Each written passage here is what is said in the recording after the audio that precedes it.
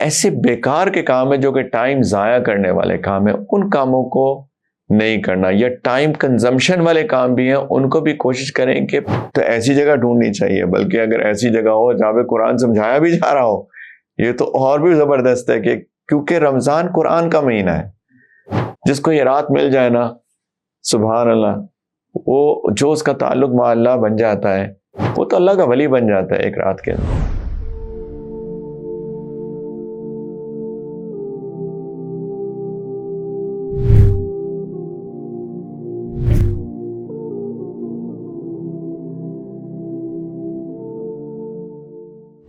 لیکن بھائیو، ending note, please رمضان کی بہت قدر کریں۔ رمضان اللہ تعالیٰ نے ایک بہت ہی بابرکت مہینہ دیا ہے، رمضان کی قدر کریں ہم سارے لوگ۔ رمضان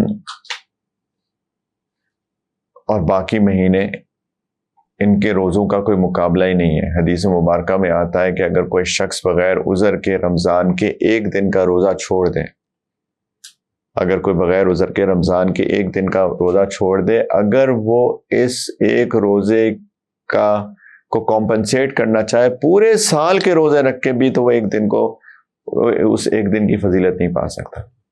اتنی اہمیت ہے رمضان کے ایک روزے کی۔ تو رمضان کے روزہ ویسے جانتے بوجھتے چھوڑنا ان اینی وے گناہ کبیرہ ہے، کیونکہ یہ فرائض میں سے ہے۔ تو پلیز رمضان کا بہت اہتمام کریں، لیکن رمضان کے مقصد کو نہ بھولیں پلیز۔ رمضان کا مقصد تقوی حاصل کرنا ہے، تو رمضان کے لیے انسان کو اپنے آپ کو پوری ڈیڈیکیٹ کرنا چاہیے۔ رمضان میں کام نہیں چھوڑتے ہیں، کام جاری رہتے ہیں۔ کچھ لوگ تو کام بھی چھوڑ دیتے ہیں نا، بالکل بستر پہ پڑ جاتے ہیں۔ یہ کیسا رمضان ہوا کہ اپنا کام ہی چھوڑ دیں؟ رمضان میں غزوہ بدر ہوئی، رمضان میں فتح مکہ ہوئی، یہ رمضان میں یعنی 2 لڑائیاں ہوئی۔ فتح مکہ چلے لڑائی ایسا نہیں ہوئی، لیکن تھا تو ایک افینسو اٹیک ہی تھا نا، وہ تو وہاں پہ لڑائی نہیں ہوئی۔ لیکن آپ دیکھیں رمضان کے اندر کیا کیا ہوا ہے ہماری ہسٹری کے اندر۔ تو رمضان میں کوئی کام ہی نہیں کرنا، یہ کیا بات ہوئی؟ تو رمضان میں ہم نے کام بھی کرنے ہیں، رائٹ؟ لیکن جو ایسے بیکار کے کام ہیں جو کہ ٹائم ضائع کرنے والے کام ہیں، ان کاموں کو نہیں کرنا، یا ٹائم کنزمپشن والے کام بھی ہیں ان کو بھی کوشش کریں کہ رمضان سے پہلے ان کو پورا کر لیں۔ مثال کے طور پہ گھر کو پینٹ کرانا ہے، تب رمضان میں ہی خیال آئے گا کہ جی گھر کو پینٹ کرانا ہے، وہ کھڑے رہیں گے مزدوروں کے ساتھ۔ یہ وقت جو ہے جو آپ مزدوروں کے ساتھ کھڑے ہیں، یہ وقت قرآن کی تلاوت میں گزر سکتا تھا، کسی اچھے کام میں گزر سکتا تھا۔ تو ایسے سارے کاموں کو کوشش کرنی چاہیے کہ رمضان سے پہلے کر لیں، ٹھیک ہے؟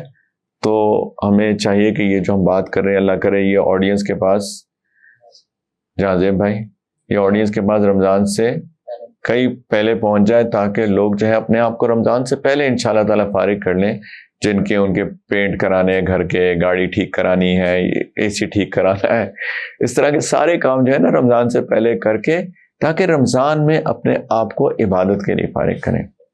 رمضان میں ایک نیکی کا اجر 70 ٹائمز زیادہ بڑھ جاتا ہے، 70 گنا زیادہ بڑھ جاتا ہے۔ تلاوت کی ویسی اجر ہے، وہاں پہ تلاوت کا اور اجر بڑھ جاتا ہے۔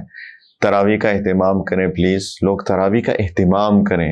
تراویح وہاں نہ ڈھونڈیں جہاں پہ 20 منٹ کی ختم ہو جاتی ہے، وہاں ڈھونڈیں جہاں پہ 2 گھنٹے لگتے ہیں، جہاں پہ تلاوت سنیں، پورا قرآن جہاں ختم ہو رہا ہے وہ نور علی نور ہو جاتا ہے، کہ پورا قرآن اینڈ ٹو اینڈ ہم سن پائیں، رائٹ؟ فرض واجب نہیں ہے پورا قرآن سننا تراویح کے اندر، لیکن ایک ہوتا ہے قرآن کی تلاوت، ایک ہوتا ہے قرآن کا سماع کرنا، اس کو سننا، اس کا بھی اپنا اجر ہے۔ اللہ تعالیٰ نے کیا فرمایا ہے کہ جب قرآن سنا جا رہا، قرآن پڑھا جا رہا، وَإِذَا قُرِئَ الْقُرْآنُ فَاسْتَمِعُوا لَهُ وَأَنصِتُوا لَعَلَّكُمْ تُرْحَمُونَ۔ اس کو غور سے سنو، چپ رہو، خاموش رہو، تاکہ تم پہ رحم کیا جائے۔ قرآن کے سننے کا اپنا اجر ہے۔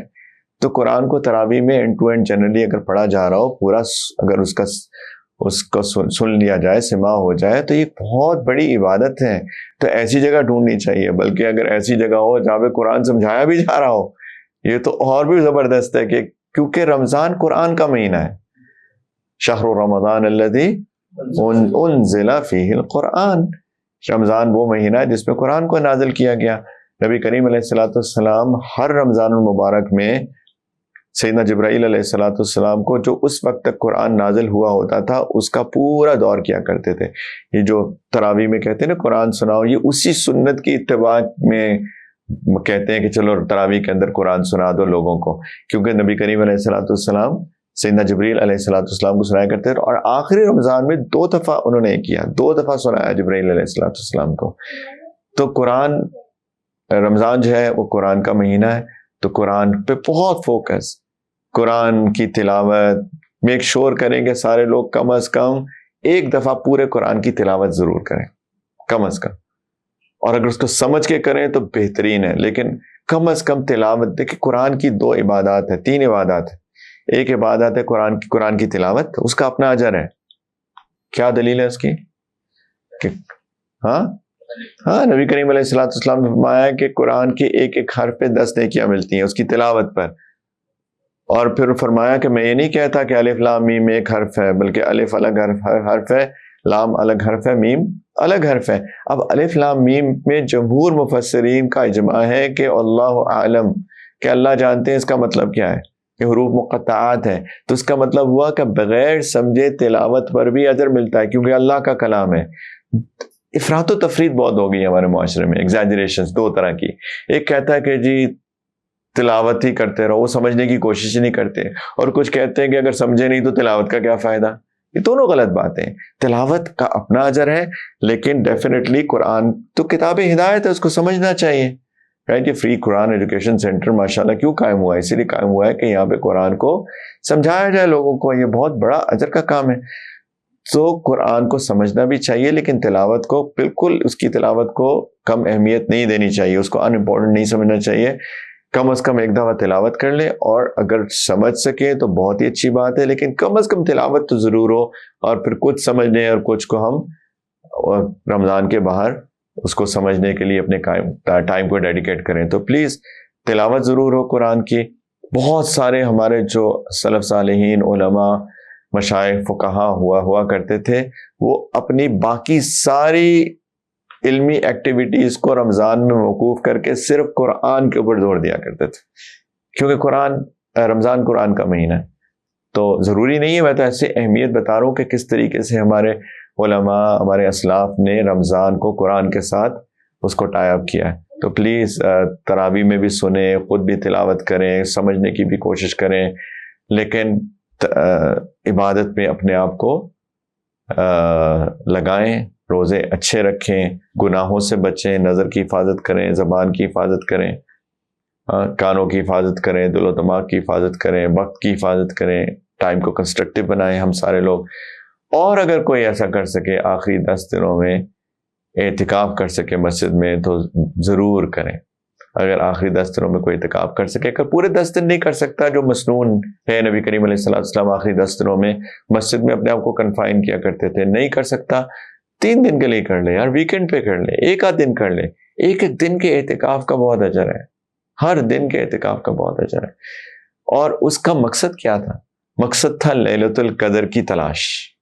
لیلۃ القدر جو ہے وہ جمہور روایات، جمہور اوپینینز کے مطابق رمضان المبارک کے آخری عشرے میں کہیں ہے، لاسٹ 10 days میں.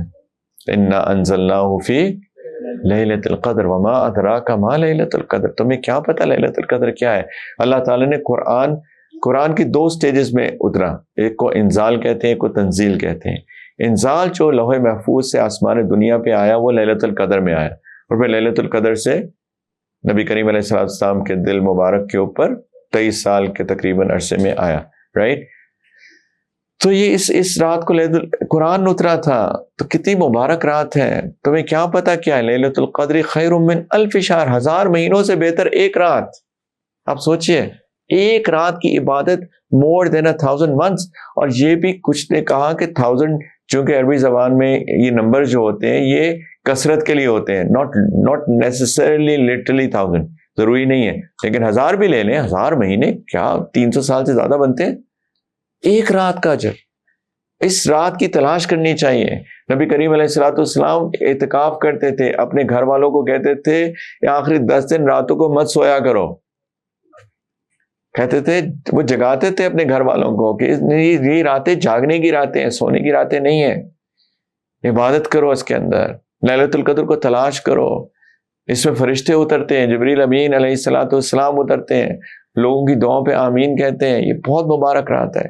جس کو یہ رات مل جائے نا، سبحان اللہ، وہ جو اس کا تعلق مع اللہ بن جاتا ہے، ایک شرط کے ساتھ کہ توبہ بھی کر لیا اس نے اور گناہوں سے بچتا رہے، وہ تو اللہ کا ولی بن جاتا ہے ایک رات کے اندر۔ تو اس رات کی تلاش کرنی چاہیے انشاءاللہ۔ اللہ تعالیٰ ہم سب کو اس رمضان جو آ رہا ہے، رمضان المبارک، اور جتنے بھی رمضان المبارک آئے انشاءاللہ جب تک زندگی ہے، اللہ کرے کہ ہم اس سے بھرپور فائدہ اٹھانے والے بنے، شامل ہوئے۔ اللہ تعالیٰ اس کو قبول کریں ہم سب کی طرف سے۔ وآخر دعوانا ان الحمد للہ رب العالمین۔ السلام علیکم ورحمۃ اللہ وبرکاتہ۔